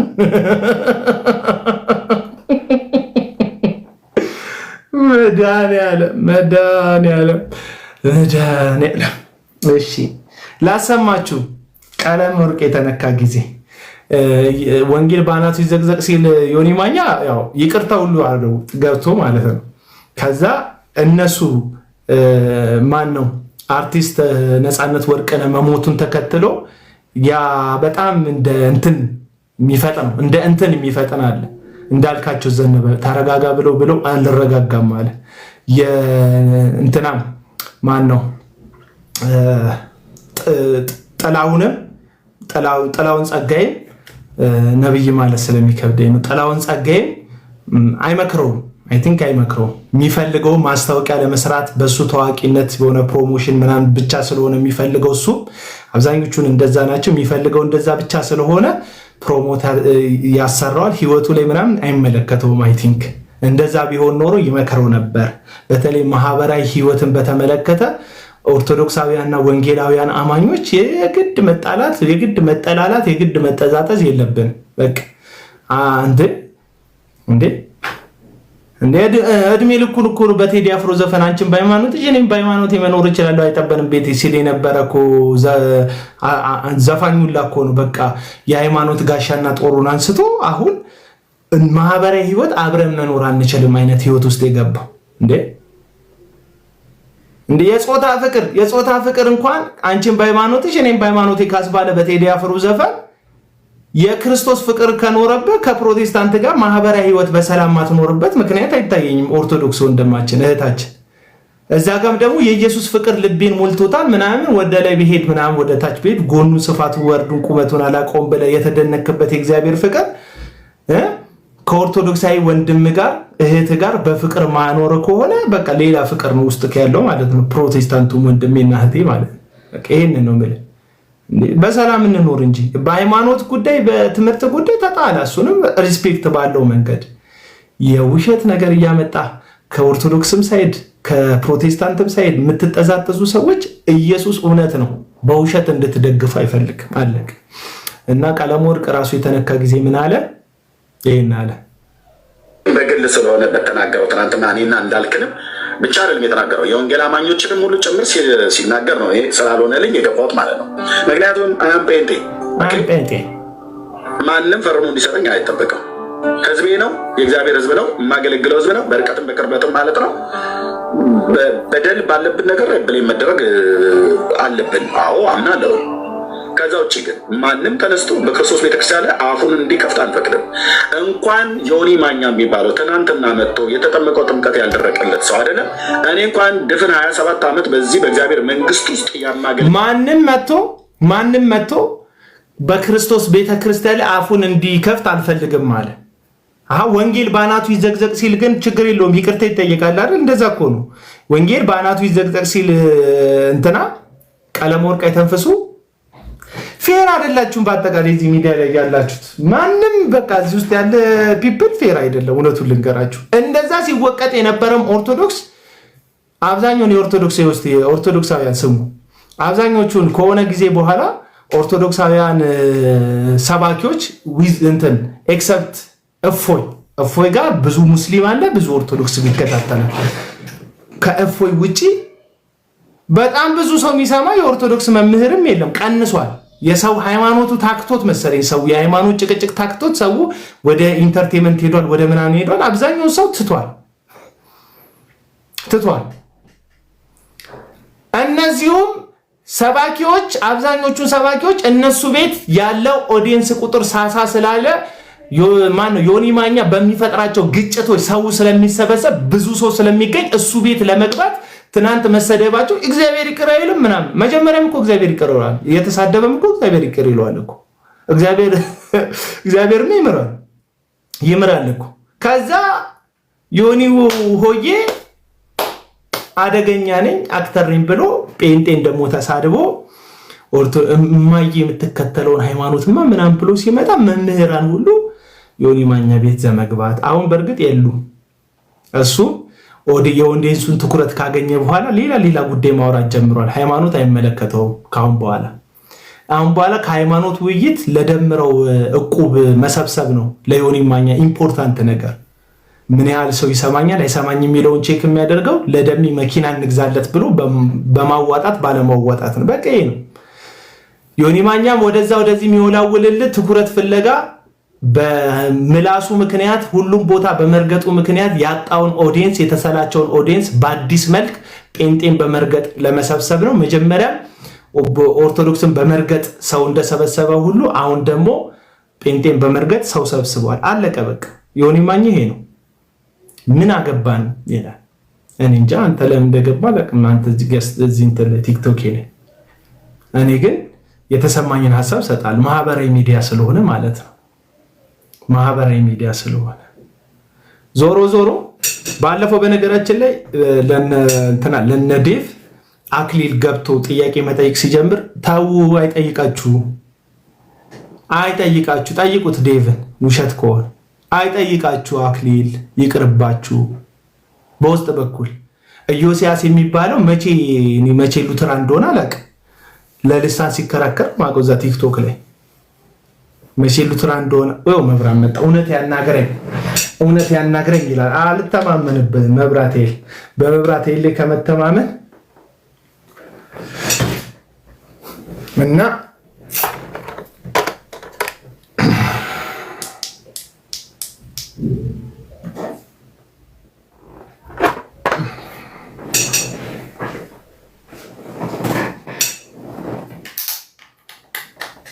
አታስገቡት ይቅርባችሁ አልኳቸው። ተው ይለኛል ማን ለምንድን ነው ተው አታስገቡት ይቅርባችሁ አልኳቸው። ሉትራኖች መቼም በቃ ይሄንን ጉዳይ ስታጠሩ ነው የምትኖሩት። የቤት ስራችሁ ከፍተኛ ነው የሚሆነው አልኳቸው። አክሊል አደገኛ ስለሆነ ብቻ እንዳይመስላችሁ። በነገራችን ላይ ጠያቂ ሁልጊዜ መጠየቅ ስለሆነ ጠያቂ ቦታው መጠየቅ ስለሆነ ውሸታም ትለኛለች አንተ። ኧረ እኔ ውሸት አላወራም፣ እመኝ ውሸት አላወራም። ዴቭን ያልኩትን የነገርኳችሁ ለዴቭን የጻፍኩለት አክሊል አይጠይቃችሁ። የራሳችሁን አውርታችሁ ሲጀምር እነሱም ተንቀለቀሉ። አብዛኛውን በቃ የተሰሚነት ሽሚያ ስለሆነ እዚህ ሚዲያ ላይ ያለው ዮኒ ማኛ ጋር 3000 ሰው ከተሰበሰበ ለምን ጌታን እንትን ደግሞ አይሰቅለውም? ዮኒ ማኛ ይገባሉ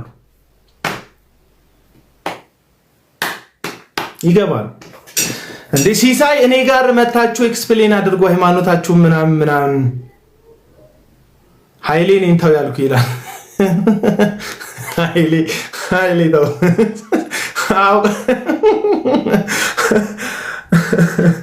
ሌላ ነገር እንዳታናግረኝ ኃይሌ ተወኝ። አካውንትን አውቀዋለሁ ኃይሌ ከመብራት ኃይል አልጋ ነው እንደ አላም ነው መብራት ኃይል ያጠፋዋል መብራቱን ብዬ ነው ማምን። እንትን ስማ መልካም ስማችን አጎደፈ ምናምን እንዳይሉኝ እንደ ጆን ዳንኤል አልወርድም ምናምን እንዳለ ጆን ዳንኤል አልወርድም ብሎ እንደታሰረው እንደዛ ፈርተህልኝ ከሆነ ችግር የለው።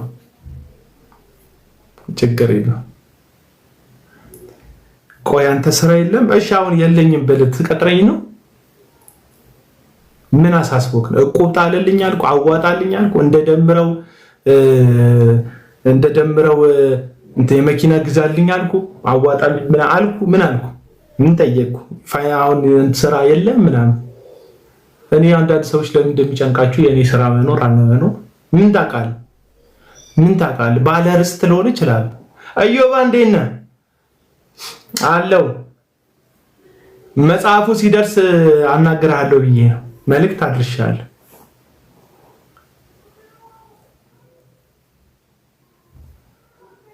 እና በዛ ላይ ደግሞ ሚስቴን በማድረስ ሰበብ እየታረስኩ ነው። ሰፋ አላልኩባችሁ እና ብያቸው ነበረ። አሁን ግን ዘመኑ በቃ የተሰሚነትን የማግኘት ጥማት ስለሆነ በቃ ሰው ሁሉ ተሰሚ ህይወትክ ላይ ራሱ አደጋ ቢደርስ ለተሰሚነት ብለህ ያደረግከው ነው የሚመስላቸው። በጣም ሰው ተሰሚነት ከመወደዱ የተነሳ ባለፈው ያ ጋርድ ተብዬው ጠረንገሎ ሰውዬ እየተከታተለኝ እየመጣ አንዳንድ ሰዎች ምን እያሉ ራሱ የሰራው ድራማ ነው ይላሉ። እንዴት በጣም እንደዚህ አይነት ድራማዎችን ክሬት ማድረግ ከሆነ ለምን አንድ ፊልም አልደርስላችሁም እንዴ? በእርግጥ የኢትዮጵያ ፊልም ለመስራት አይቸግርም። የደሃ ልጅ አለ፣ የሀብታም ልጅ ያፈቅራል። አባትየው አላስ ይሆንባቸዋል። አንድ አቃጣሪ አብሮ አደግ ይኖራታል። ከዛ 2 ወር የምታመላልስ ሰዎች ይኖራሉ። የእሱ እናት ምስኪን ናት ምናምን። ከዛ መሀል ላይ ክላሲካል ይኖራል። መሀል ላይ ይጣላሉ። ሲጣሉ በጥሩ ጊዜ የተረጫጩት የተጎራረሱት ጉርሻ ትዝ ይላቸዋል። ከዛ በኋላ ከእንደገና ይታረቃሉ። ጠላት ያፍራል፣ እነሱ ይደሰታሉ። አለቀ። በእርግጥ አይከብደኝም፣ ግን በጣም ስክሪፕትድ የሆነ ነገር የሚያምኑ ሰዎች አሉ። ምክንያቱም የሚሄዱበት ቸርች ውስጥ ትንቢት ድራማ ነው፣ አጋንንት መውጣት ድራማ ነው፣ ሐሰተኛ ነቢያት አጥንተው ነው። አንዳንዶቹ ልክ እንደ እስራኤል ዳንሳ ያሉ ሐሰተኛ ነቢያት የሰው ስም የሰው ምናምን አንብበው ነው ትንቢት የሚናገሩት። እነሱ በጣም በትወና የተካኑ ስለሆኑ አልፈርድባችሁም። ሰይጣንም ተዋናይ ነው። ሰይጣን ታውቃላችሁ፣ ድራማ በጣም መስራት እንደሚችል ሰይጣን ሚካኤል ሆኖ ነው የሚታወነው። ደግሞ ሚካኤል ሆኖ ነው የሚታወነው። በህይወት ድንገት ጎረምሳ መጥቶ ሊጣላክ እንደዚህ እያለ ላይቭ ላይ የነበርክ በሰላም የነበርክ ሰውዬ ሳትዘጋጅ ገብተህ መንገድ ላይ ገብተህ ድንገት መጥቶ ሲያጉረጠርጥብህ የምትመላለሰው ምልልስ ስክሪፕት ይመስለዋል። እስቲል እስካሁን በነገራችን ላይ መታገቴን የማያምኑ ሰዎች እንዳሉ ታውቃላችሁ። ራሱን ያሳገተው ይላሉ አንዳንድ ሰዎች። አንድ ልጅ በጣም በቃ አናዶኝ ብሎክ አደረኩት። በወሬውም ንግግር መካከል ልክ ራሳቸውን እንደሚያሳግቱታል። ወንጀል እንደሆነ ታውቃለህ። ራስን ማሳገት ኢትዮጵያ ውስጥ ወንጀል እንደሆነ ታውቃለህ። የፌዴራል ፖሊስ ጸጥ የሚለኝ ይመስላል። የኢትዮጵያ ሕግ ጸጥ የሚለኝ ይመስልሃል ወይ? የሀገር ገጽታ እኮ ያበላሻል። ኢትዮጵያ ውስጥ በጠራራ ፀሐይ መሳሪያ የታጠቁ ሰዎች ሰው ያግታሉ የሚል እኮ ኢሜጅ ይፈጥራል። ዝም ተብዬ የምታለፍ ይመስላል። ዝም ተብዬ በቃ የምታለፍ ይመስላል።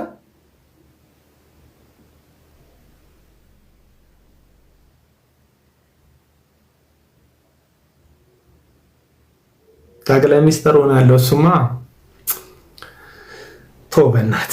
እሱ በጣም ብዙ ሰው እያሳተ ነው። ለማንኛውም እንዳደገኛ እና አንዳንድ ሰዎች ትናንትና የሆነ ቦታ ሄጄ ነበርና አንድ እህት መልካም እህት ናት። የምር ግን ታግታል አለች። አሁን እኮ ምንድነው መሰለህ፣ አሁንም ስለማታጋቴ እያወራሁልህ እኮ ሂሮ ለመጫወት አይደለም። በዚህን ያክል ደረጃ ሰው ድራማ እንደሚሰራ ነው የሚያስበው። እና ድራማ እንደሚሰራ ደግሞ የሚያስበው ከቸርች ጀምሮ እስከ ደጅ ድረስ ያለው ጉዳይ ነው። ዘመናዊ ምናምን የምትባይ ሴትዮ ምን ሆነ ነው? ሴትዮ ሰውዬ ነው። ምን ሆነ ነው እንዴ? ወግድልኝ ተው እንጂ ተሰተስከኝ እኮ በገዛ ላይ ፌል የመተ አላስተነፍስም አልክ እና እንደዛ ነው። ወንጌል ብቻ መስበክ አይሻልም? ወንጌል ምንድን ነው ለአንተ? ስለ ሰው ማውራት ላይ ወንጌል ራሱ ስለ ሰው እኮ ነው። አታውቅም እንዴ? ሰው ስለሆነው ስለ ኢየሱስ እኮ ነው። ወንጌል ስለ ሰው ነው። አይ ስለ ሰው አይደለም ብለህ ተከራከሪ። ወንጌል ስለ ሰው ነው። ወንጌል ለሰው ነው። ኤፌሶን እኮ የተጻፈው ክንፍ ላላቸው መላእክት አይደለም፣ ለሰዎች ነው። ቆሮንቶስ የተጻፈው ለሰዎች ነው። ወንጌል አሁን ከሰው የተነጠለ ከማህበራዊ ህይወት የተነጠለ የሚመስል ሰውዬ ገና ወንጌል ምን እንደሆነ አልገባህም። እንዴ ጳውሎስ ስለ ተዳራቸው ፍርድ ቤት ስለመካሰሳቸው ስለ ህይወታቸው ምስቅልቅል በጸጋ ስጦታ ያለውን ትርምስ እያነሳ እንደዚህ አይደለም ብሎ እኮ ለማስተካከል ቆሮንቶስን የጻፈው። አንብብ፣ መልእክቶቹን በትክክል አንብብ። እንዴ ወንጌል ስለ ትዳር አለው። ትዳር እንዴት ነው የሚል ሐሳብ አለው። ወንጌል ህይወትን ይመለከታል፣ ኑሮን ይመለከታል፣ ቅድስናን፣ ጽድቅን ይመለከታል፣ አገልግሎትን፣ መውጣት መግባትን፣ ስራን ይመለከታል። ከአሰሪና ከሰራተኛ ጋር ያለ ህይወትን ይመለከታል።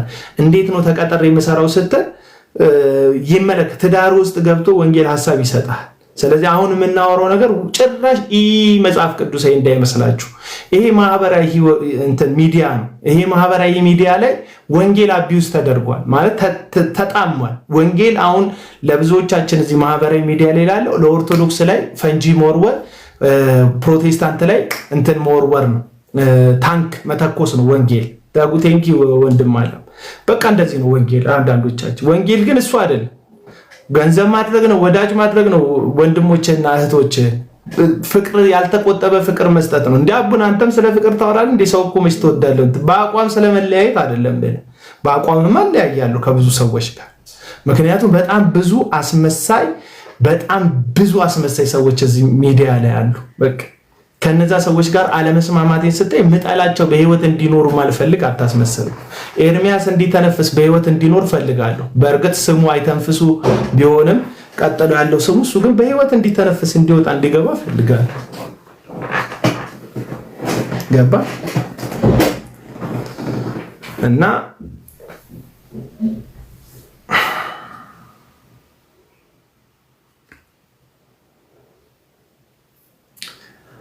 ጃልሴና ይላል እና እንደዛ ነው። ለማንኛውም ይመቻችሁ። እኔ ዳዊትን መክሬያቸው ነበር። ሲሳይ ቤት ማውራት ከባድ አይደለም፣ ግን ሰው ፈለጋቸው አይደል? እንትና ጋር ዮኒ ማኛ ግን ትዝ ይላቸዋል። ኦርቶዶክሶችንም የሆነ ጊዜ ላይ አስደብድቧቸዋል እኮ ዮኒ ማኛ አስገብቶ ወግኖ ማለት ነው።